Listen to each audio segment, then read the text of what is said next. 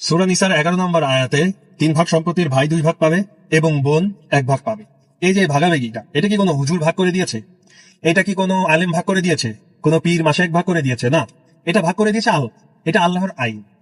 দুনিয়ায় যত আইনই তুমি তৈরি করো, তুমি যদি আল্লাহ সম্পর্কে ন্যূনতম ধারণা রাখো, তাহলে তোমার জানা উচিত এর থেকে বেস্ট আইন আর হইতে পারে না।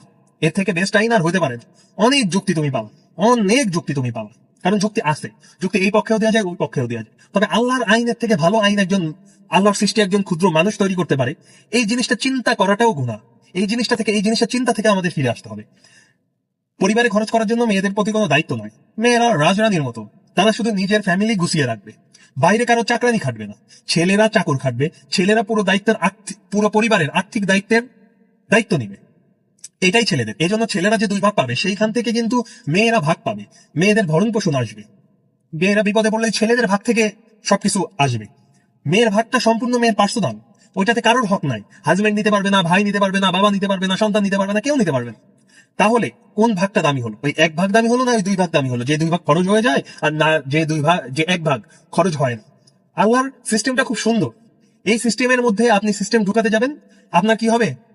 ফ্যামিলি ভাঙবে। এই সব আইনগুলো আছে না, যারা তৈরি করেছে, যারা যে সব দেশে ইমপ্লিমেন্ট করেছে, সেই সব দেশে আপনি খুঁজে রাখেন ফ্যামিলি নাই, ফ্যামিলি ভেঙে গেছে।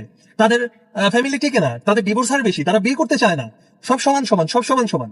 তো এই আইন যারা প্রয়োগ করেছে, তারা যদি ভালো না থাকে, আমরা এই আইন প্রয়োগ করে কি আমরা ভালো থাকতে পারবো? আর সব থেকে মানে সব থেকে জরুরি যে কথাটা, সে কথা একটাই, যে আল্লাহ যে আইনটা দিছে, তার থেকে আমাদের তৈরি আইন কি আসলেই বেটার হবে? আবার প্রশ্ন করি, আমরা কি আল্লাহ থেকে বেশি বুঝি?